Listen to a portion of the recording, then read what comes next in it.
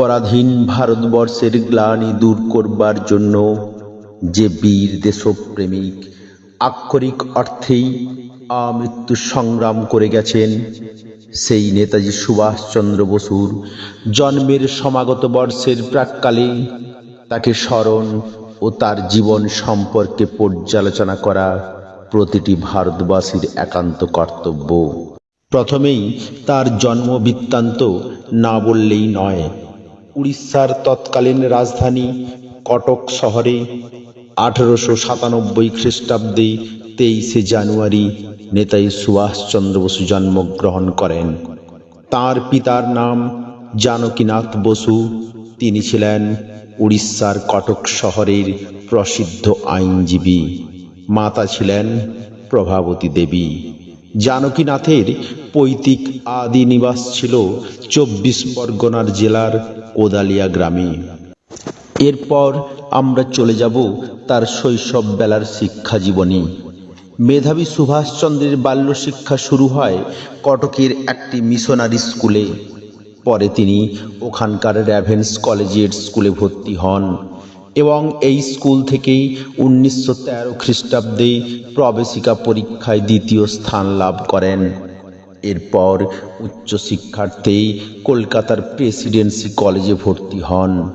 জন্ম থেকেই সুভাষচন্দ্র ছিলেন দেশপ্রেমিক। এখানেই শিক্ষাকালে তার সেই দেশাত্মবোধ তীব্রতর হতে থাকে।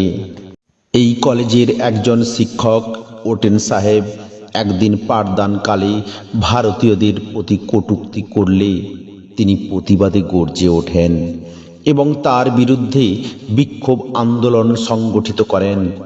ফলস্বরূপ তিনি কলেজ থেকে বহিষ্কৃত হন।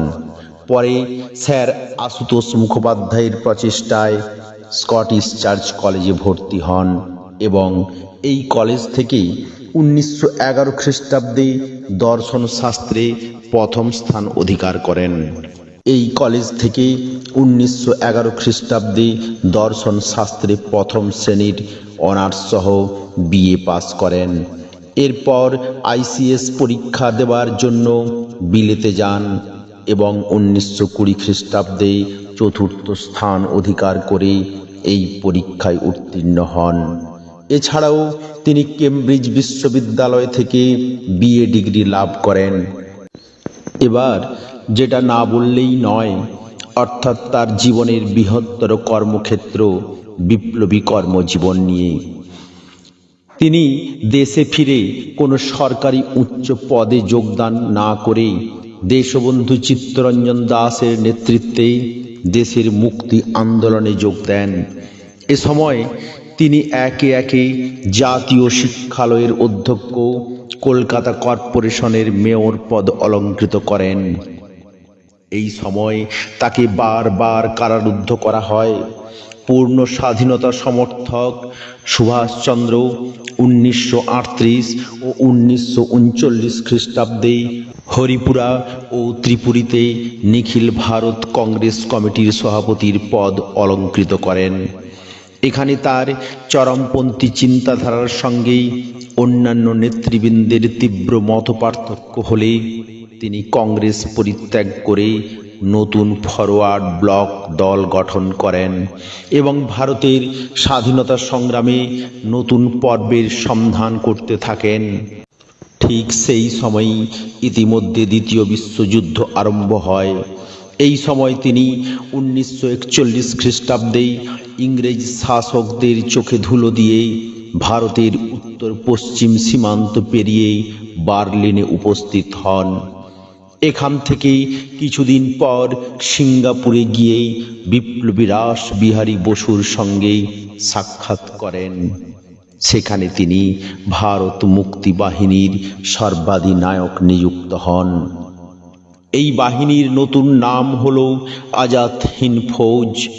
তার নেতৃত্বে 1945 সালের 18 মার্চ উত্তর পূর্ব ভারতের সীমান্তে একটি অংশ মুক্ত হয় এবং সেখানে স্বাধীন ভারতের জাতীয় পতাকা উত্তোলন করা হয়।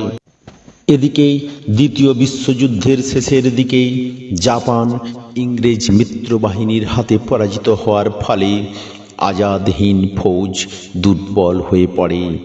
সেই সময় সুভাষচন্দ্র নতুন সাহায্যের আশায় জাপানের তাইহোকো বিমানবন্দর থেকে বিমানে মাঞ্চুরিয়া যাত্রা করেন।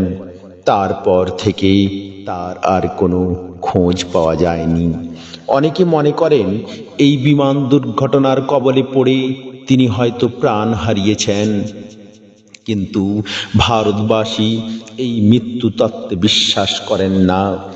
বর্তমান স্বাধীন ভারতে যখন দেশ ও নেতারা পারস্পরিক স্বার্থের হানাহানিতে মত্ত, তাদের আদর্শহীনতা যখন সমূহ বিপদের দিকে নিয়ে যাচ্ছে, ঠিক তখনই এই নিখাদ দেশপ্রেমিক জন্মের বর্ষের প্রাক্কালে তার ত্যাগী জীবন, আদর্শ ও মহত্ব জাতীয় জীবনের দিশারি হোক, এই আমাদের অন্তরের কামনা।